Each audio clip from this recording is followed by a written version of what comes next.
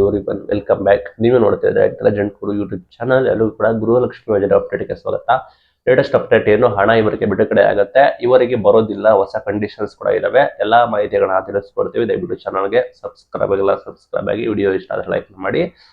ಇಲ್ಲಿ main thing ಹಣದ ಬಗ್ಗೆ ನೋಡ್ತೀವಿ. ಸರ್ಕಾರದವರು ಘೋಷಣೆ ಕೂಡ ಮಾಡಿದ್ದಾರೆ, ಹಣ ಬಿಡುಗಡೆ ಮಾಡ್ತೀವಿ ಅಂತ. ಹಣ ಕೂಡ ಬಿಡುಗಡೆ ಮಾಡಿದೀವಿ ಅಂತ ಕೂಡ ಮಾಹಿತಿ ಬರ್ತಾ ಇದೆ. ಇನ್ನೇನು ನಿಮ್ಮ ಖಾತೆಗೆ ಜಮೆ ಆಗ್ಬೇಕಾಗುತ್ತೆ.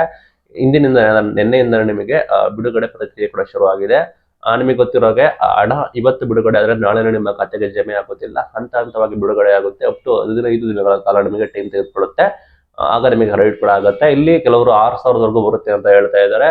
ಇಲ್ಲಿ ನಿಮಗೆ ಮಿನಿಮಮ್ 2,000 ಪ್ಲಸ್ 2,000 4,000 ಬರಬೇಕಾಗುತ್ತೆ. ಅಟ್ಲೀಸ್ಟ್ ನಿಮಗೆ 2,000 ಬರುವ ಸಾಧ್ಯತೆಗಳು ಕೂಡ ಇದಾವೆ. ಅಂಡ್ ಮೈನ್ ಥಿಂಗ್, ಪ್ರೊಸೆಸಿಂಗ್ ಕೂಡ ನಡೀತಾ ಇದೆ. ಅಪ್ ಟು 15 ಡೇಸ್ ವರೆಗೂ ನಿಮಗೆ ಟೈಮ್ ಬೇಕಾಗುತ್ತೆ.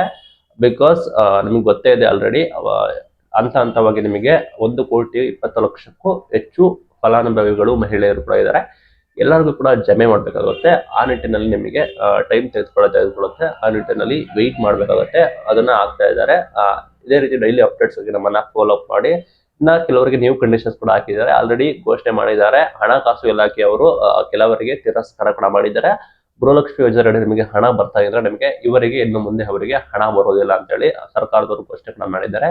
ಅಂದ್ರೆ ತಿರಸ್ಕಾರ ಕೂಡ ಮಾಡಿದ್ದಾರೆ. ಯಾರಿಗೆ ಅಂದ್ರೆ ನೀವೇನಾದ್ರೂ ಗೌರ್ಮೆಂಟ್ ಎಂಪ್ಲಾಯ್ಸ್ ಆಗಿದ್ರೆ, ಸರ್ಕಾರಿ ನೌಕರರಾಗಿದ್ರೆ ಅಫ್ಕೋರ್ಸ್ ಅವರಿಗೆ ಕೊಡೋದಿಲ್ಲ.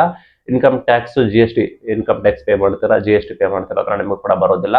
ಅಂಡ್ ನಿಮಗೆ ರೇಷನ್ ಆಧಾರ್ ಕಾರ್ಡ್ ಲಿಂಕ್ ಆಗಿಲ್ಲ ಅಂತ ಕೂಡ ಅವ್ರಿಗೂ ಕೂಡ ಬರೋದಿಲ್ಲ. ನಿಮ್ದು ರೇಷನ್ ಆಧಾರ್ ಕಾರ್ಡ್ ಕಡ್ಡಾಯವಾಗಿ ಲಿಂಕ್ ಆಗುತ್ತೆ, ಅವ್ರಿಗೆ ಬರೋದಿಲ್ಲ. ಇನ್ನು ಕೆಲವರು ವರ್ಷಾನುಗಟ್ಟಲೆ ಆಧಾರ್ ಕಾರ್ಡ್ ನ ಅಪ್ಡೇಟ್ ಕೂಡ ಮಾಡೋದಿಲ್ಲ. ಇವರು ಕೊಟ್ಟಿರೋ ಮಾಹಿತಿ ಪ್ರಕಾರ ಕಳೆದ 15 ವರ್ಷದಿಂದ ಯಾರು ಕೂಡ ನಿಮ್ಮ ಆಧಾರ್ ಕಾರ್ಡ್ ನ ಒಂದು ಚೂರು ಅಪ್ಡೇಟ್ ಕೂಡ ಮಾಡಿಲ್ಲ. ಲೈಕ್ ನಿಮ್ಮ ನೇಮ್ ಆಗಿರ್ಬೋದು, ನಿಮ್ಮ ಫೋಟೋ ಆಗಿರ್ಬೋದು, ಫಿಂಗರ್ ಪ್ರಿಂಟ್ ಆಗಿರ್ಬೋದು, ಏನು ಕೂಡ ಅಪ್ಡೇಟ್ ಮಾಡಿಲ್ಲ. ಹಂಗೆ ನೀವು ಪೆಂಡಿಂಗ್ ಆಗಿ ಉಳಿಸ್ಕೊಂಡಿದ್ದಾರೆ ಅಂದ್ರೆ ಅಂತವರಿಗೆ ಹಣ ಬರೋದಿಲ್ಲ ಅಂತ ಹೇಳಿ ಘೋಷಣೆ ಕೂಡ ಮಾಡಿದ್ದಾರೆ. ನಂತರ ನಿಮ್ದು ವಾರ್ಷಿಕ ಆದಾಯ, ನಿಮ್ದು ಆನ್ಯುವಲ್ ಇನ್ಕಮ್ ಅಂತ ಕರೀತಾರೆ. ವಾರ್ಷಿಕ ಆದಾಯ 7 ಲಕ್ಷಕ್ಕಿಂತ ಒಳಗಿರ್ಬೇಕಾಗುತ್ತೆ. ನಿಮ್ದು annual income more than 7 lakhs, 7 ಲಕ್ಷಕ್ಕಿಂತ ಮೇಲೆ ಇದ್ರೆ ನಿಮಗೆ ಈ ಗೃಹಲಕ್ಷ್ಮಿ ಯೋಜನೆಯಡಿ ನಿಮಗೆ ಹಣ ಕೂಡ ಬರೋದಿಲ್ಲ ಅಂತ ಕೂಡ ಮಾಹಿತಿ ಕೊಟ್ಟಿದ್ದಾರೆ.